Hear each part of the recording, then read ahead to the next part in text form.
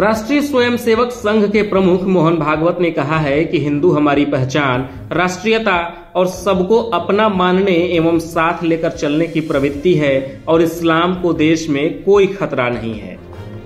साथ ही मोहन भागवत ने ये भी कहा कि इस्लाम को हम बड़े हैं का भाव छोड़ना पड़ेगा। हम एक समय राजा थे, हम फिर से राजा बनेंगे, यह छोड़ना पड़ेगा।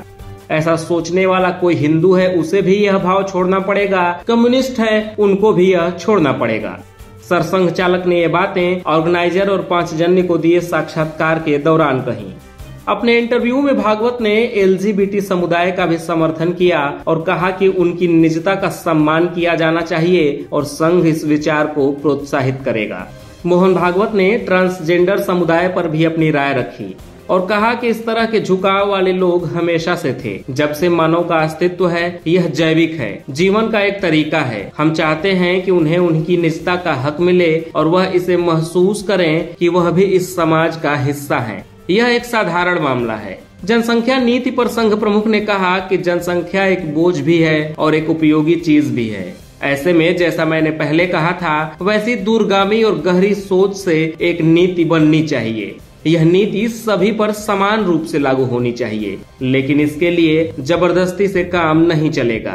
इसके लिए शिक्षित करना पड़ेगा। संघ प्रमुख ने आगे कहा, जहां जनसंख्या असंतुलन हुआ वहां देश टूटा। ऐसी सारी दुनिया में हुआ। एकमात्र हिंदू समाज ऐसा है जो आक्रामक नहीं है। इसलिए अनाक्रामकता, अहिंसा, लोकतंत्र, धर्मनिरपेक्षता, यह सब बचाए रखना है। सरसंघ चालक ने यह भी कहा कि जब से इतिहास में आंखें खुली तब भारत अखंड था। इस्लाम के आक्रमण और फिर अंग्रेजों के जाने के बाद यह देश कैसे टूट गया। राजनीति छोड़कर तटस्थ होकर विचार करें कि पाकिस्तान क्यों बना। यह सब हमको इसलिए भुगतना पड़ा क्योंकि हम हिंदू भाव को भूल गए।